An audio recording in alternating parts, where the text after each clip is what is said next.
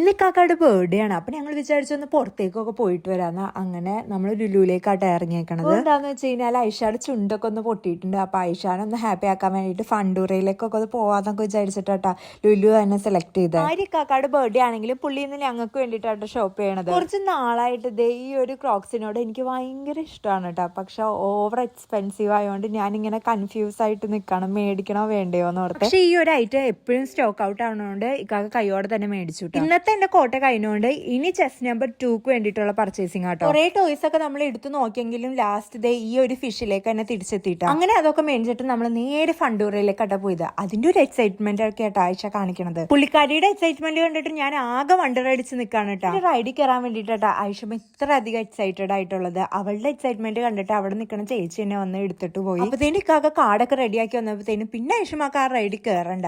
അങ്ങനെ പിന്നെ നമ്മൾ കറങ്ങി വന്നപ്പോഴത്തേനും ഈ ഒരു റൈഡ് കണ്ട് അങ്ങനെ ഈ ഒരു കാറിൽ കയറ്റി ഇരുത്തിയിട്ട് 2 റൗണ്ട് അടിച്ചു. ഒരു ദിവസം ആയതുകൊണ്ട് വലിയ തിരക്കൊന്നും ഉണ്ടായിരുന്നില്ല കേട്ടോ. അപ്പൊ അതാരണം കൊണ്ട് ഈ ഒരു റൈഡിൽ 2 കുട്ടികൾ മാത്രമേ ഉണ്ടായിരുന്നുള്ളൂ. ഇവിടുന്ന് ഇറങ്ങിയിട്ട് നമ്മൾ ഈ ഒരു റൈഡിലും കൂടെ കയറിയിട്ടാ അതോടുകൂടി നമ്മുടെ ഇന്നത്തെ പരിപാടികളൊക്കെ തീർന്നു. കാക്കയുടെ ബർത്ത്ഡേ ആണെങ്കിലും ഗിഫ്റ്റ് ഞങ്ങൾക്ക് 2 പേർക്കാട്ടെ കിട്ടിയത്.